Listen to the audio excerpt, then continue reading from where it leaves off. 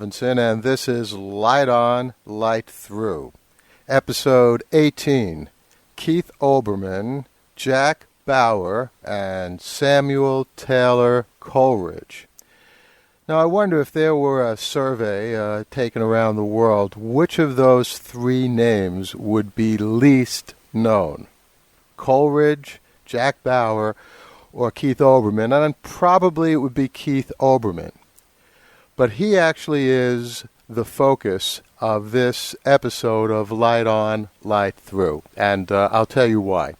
As I'm sure many of you know, 24, one of my favorite all-time television shows, began its sixth season last Sunday on Fox. It had a total of 4 hours, 2 hours on Sunday night, 2 hours on Monday night. And on Tuesday evening, Keith Olbermann, on his countdown show on MSNBC, launched into what I could only call a diatribe about 24.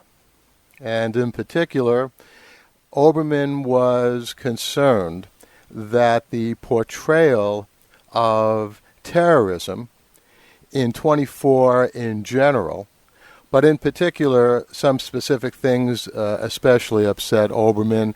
He didn't like the nuclear mushroom cloud that we saw at the end of Hour 4 on Monday night.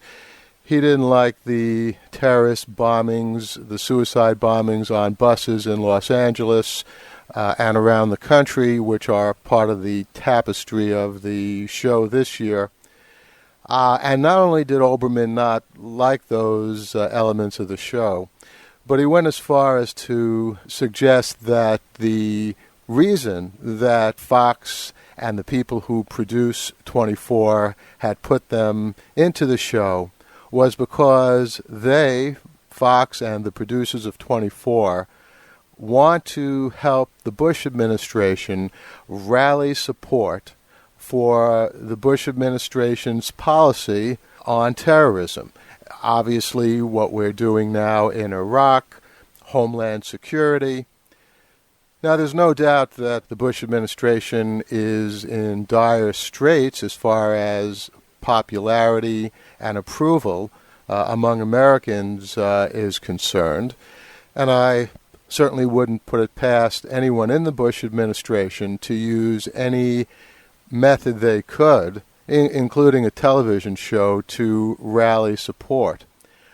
But let's look a little bit more carefully at Olbermann's suggestion that, in fact, what we're seeing on 24 may be, and this comes directly from Olbermann's countdown show, he said it may be a deliberate attempt of the combination of the Bush administration and the producers of 24 to get the American people more upset about terrorism and more upset about the possibility of nuclear suitcase weapons coming into the United States, blowing up in major American cities. So, first of all, with all due respect to Keith Olbermann and his logic, I think it's fair to say, unfortunately, that Americans don't need 24 or any television show to be concerned about terrorism. The news itself makes us concerned about terrorism. Certainly 9/11, certainly the Madrid and London bombings have far more impact than anything we could see on a fictional television show as far as making us concerned about terrorism. And by the way, the same, I think, applies to Muslim organizations who are concerned that 24 is stirring up Americans to be against Muslims.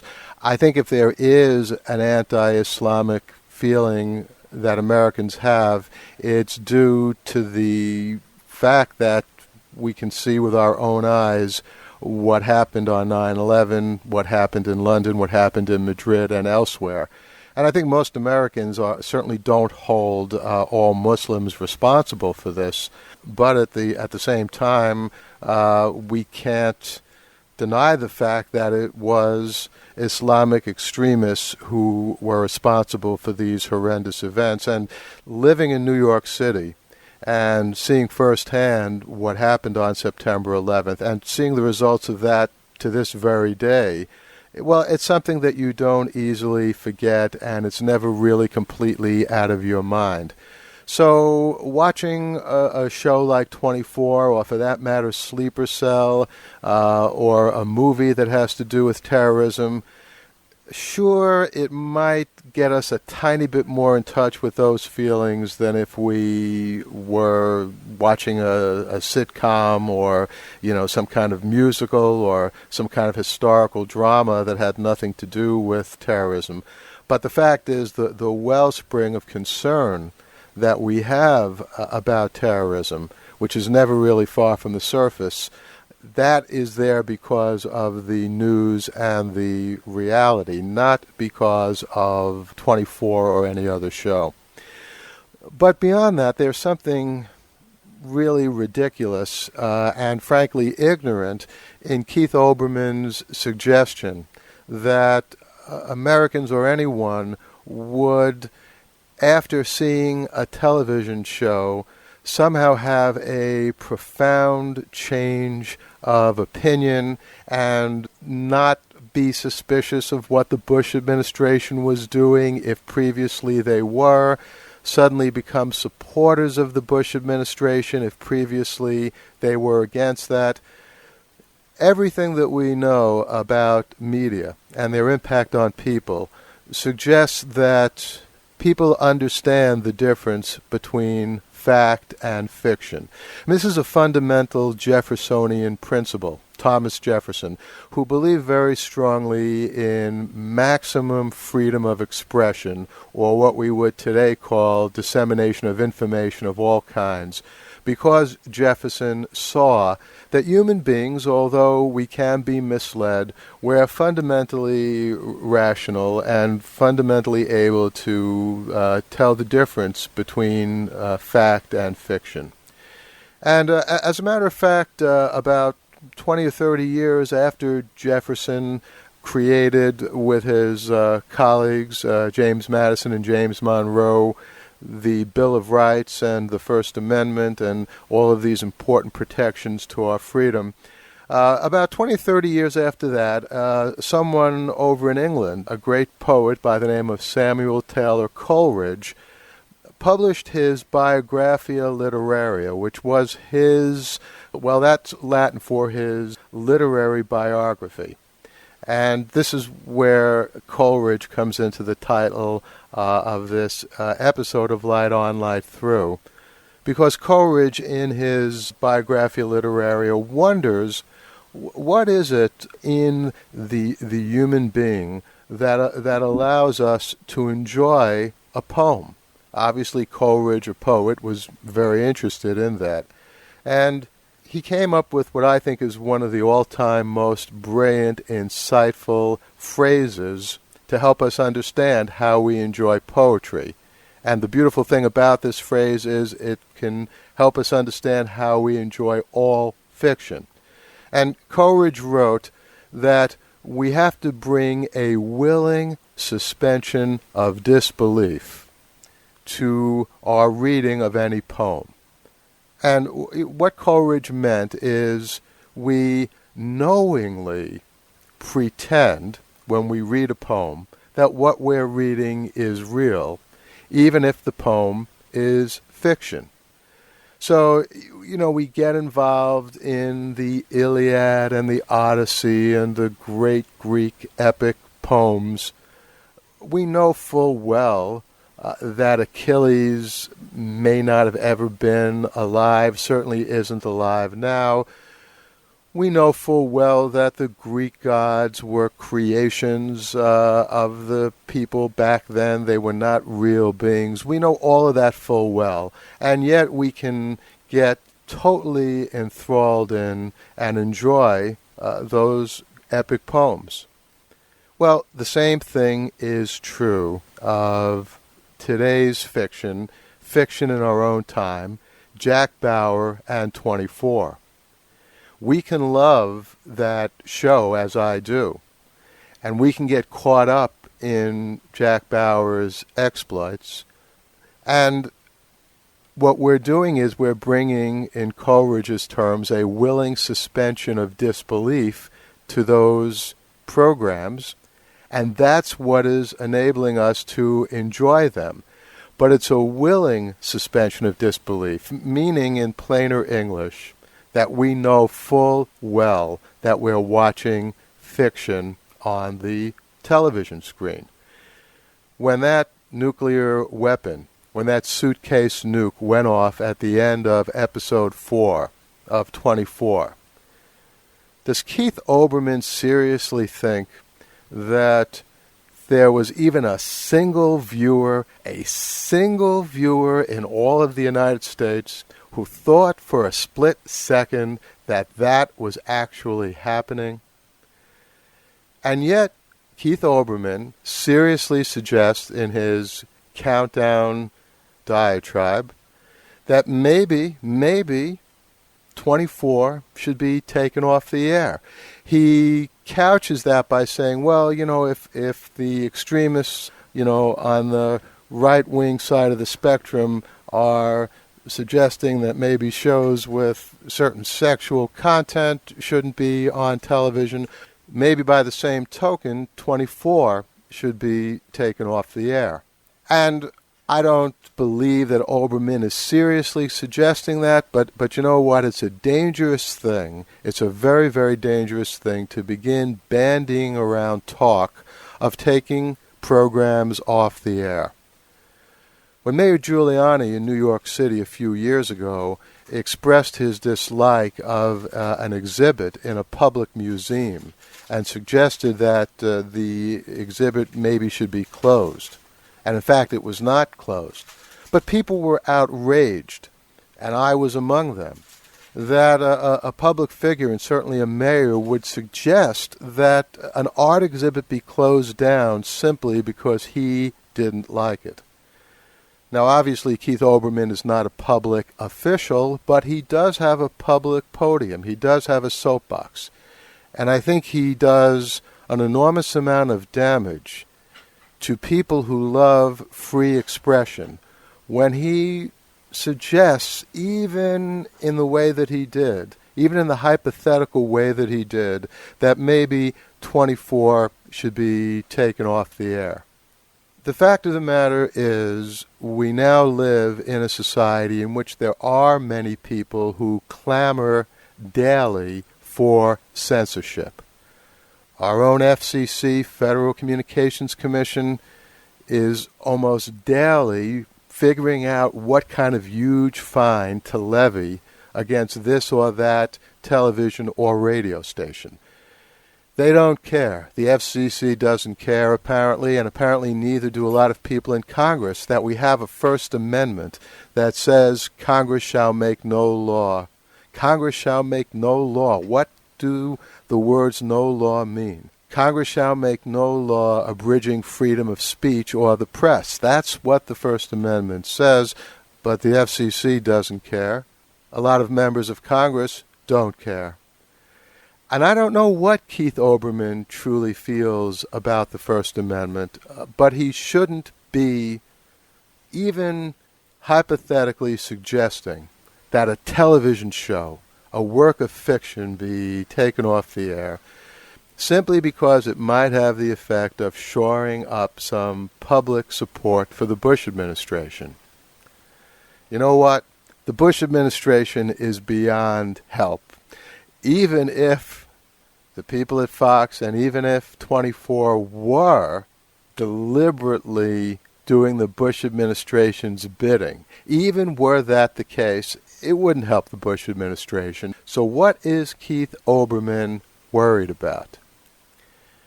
You know what I think? I think Keith Olbermann cares about one thing. I think he cares about himself. I think he cares about the ratings of his show. I heard he just got a nice big fat contract renewing him at MSNBC. I actually enjoy his show sometimes. I think he can be humorous. I think he has some trenchant opinions which do contribute to public debate. But I also think he tends to take himself too seriously. I think that he is interested only in what kind of impact his presentations can make.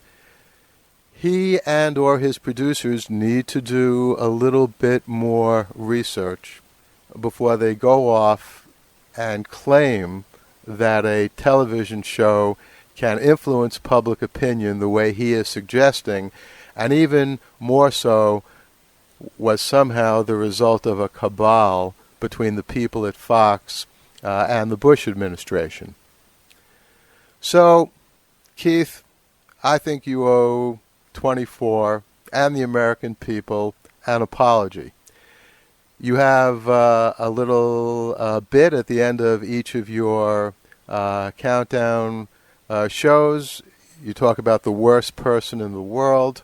I enjoy that bit a lot. I think it's funny. Well, last Tuesday night, Keith, you were the worst person in the world because you were pandering for viewers and you were, in effect, beginning to suggest that censorship of fiction, simply because you don't like its possible political consequences, was an appropriate thing. That's a very dangerous thing to do. Not that 24 has anything to worry about. Probably all this attention will increase its ratings, which are fine already. So I'm looking forward to the next episode of 24. And I'll be keeping an eye on Countdown to see what, if anything, Keith Olbermann and his producers do about the concern that not only I but many other people have about his trashing of 24. Now, if you'd like to actually see Keith Olbermann's rant about 24, it is now currently up on the MSNBC website, but actually you can go to paullevinson.blogspot.com and you'll find a link there. I don't know how much longer Olbermann's piece will be up, so no guarantees, but there is a link that you can easily click on. And let me also mention, I'm recording this on Saturday. Tomorrow, Sunday, at approximately 7:20 a.m., I'll be interviewed by Todd Leitz on KNX 1070 All News Radio out of Southern California. This is my usual weekly media spot, and I'll be talking about this very issue, about Olbermann's attack on 24. So if you have a chance, unfortunately the show, as far as I know, is not archived, but it is streamed live. So if you're not in the Southern California area, you can listen to it at www.knx1070.com. Now, as regular listeners of Light On, Light Through know, I usually like segueing out of the first part of the program with some kind of little musical piece that's relevant. And I was thinking of putting up a little piece from Sean Callery's superb music from 24, but I thought I'd try something a little different. So here we go. Dun, dun, dun, dun, dun, dun, dun, dun, dun, dun. Dun, dun, dun, dun, dun, dun, dun, dun, dun, dun, dun. Thank you very much. This podcast is proud to be part of the Blueberry Network. That's blueberrywithnoease.com. Promo.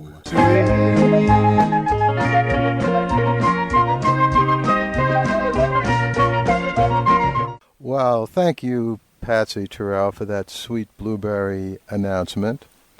And I think I also heard someone in there say promo suite, so you know what that means. It's time for our promos.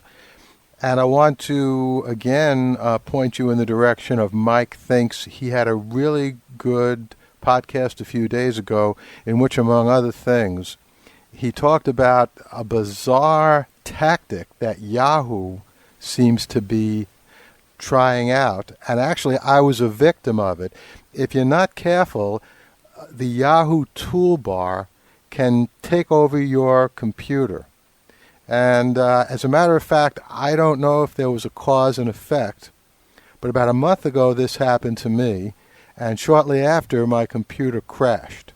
So if you have a chance, listen to MikeThinks.com, and he can spell out to you what you should be careful of regarding installing, almost without your knowledge, the new Yahoo toolbar. Now, I'm a big fan of Yahoo. I love their website, but this toolbar is a really annoying and even potentially damaging option.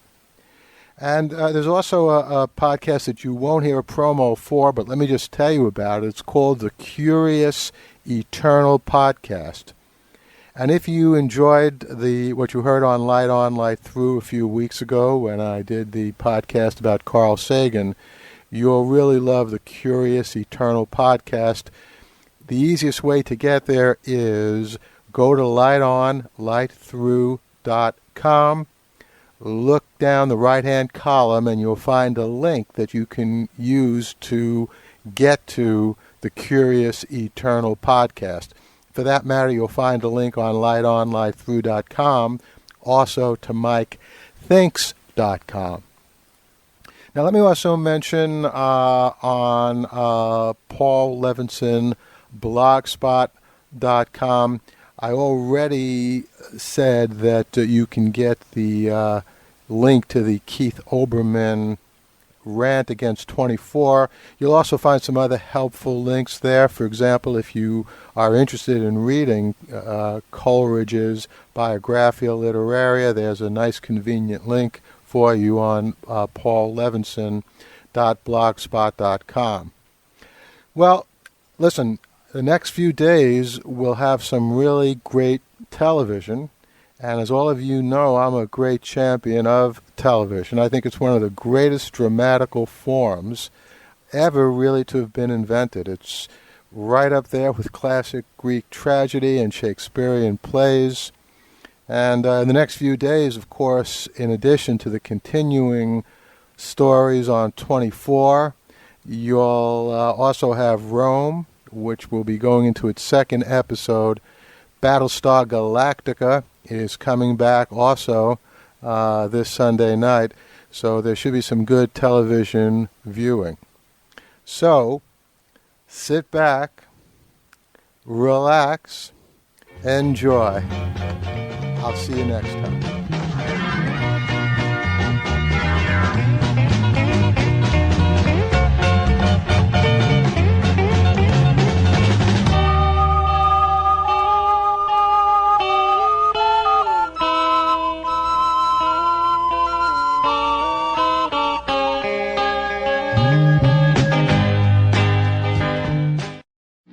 Check out the Mike Thinks podcast, www.mikethinks.com. News and current events with an opinion. The Mike Thinks podcast. It's the news you missed. www.mikethinks.com. Hey, publishing fans. This is Sean from the Adventures in Sci-Fi Publishing podcast. If you're a fan of science fiction and fantasy literature, and if you're interested in learning the ins and outs of the publishing business, then this is the show for you. I interview best-selling authors, Ari Salvador, so thanks for taking the time, Bob. It's great to be here. industry experts, This is Keith R.A. DeCampadella. and new writers who are blazing the path of publishing's future. I am Brandon Sanderson. So join me today at www.adventuresinscifipublishing.blogspot.com and become a part of the adventure. Did you walk out of The Matrix and wonder if you're a battery in a jar? Did you walk out of Daredevil and wonder, what is it like to be a bat? Do you and your friends stay up at night debating good and evil in the Star Wars universe? Does the question of life, the universe, and everything intrigue you? Then open your mind and tune into The Sci-Fi Show, thescifishow.com. And that's Phi with a PH. The Mr. Science Show, your weekly prescription of popular science. We talk about the science you want to hear about in a social context. For more stories and for the podcast, check out MrScienceShow.com. I'm Mark West. Have you been injured listening to average podcasts? Have you been the victim of pod faders? Have you been fraudulently induced to listen to a podcast that has substandard pod-safe music and a really lame host? Then I urge you to subscribe to The Jersey Todd Show at www.jerseytoddshow.com. When another podcast is responsible for your podcasting injuries, we will work to provide you with the best podcast experience available. Jersey Todd is a real New Jersey lawyer, but has no desire to waste your time talking about the law. Hey, this is Matthew Ebel, and I've been listening to The Jersey Todd Show with Todd from Jersey. And it's okay. So if you're in an accident or injure yourself at work and you're injured really badly, you should call an ambulance. Chances are the ambulance driver is listening to The Jersey Todd Show. www.jerseytoddshow.com.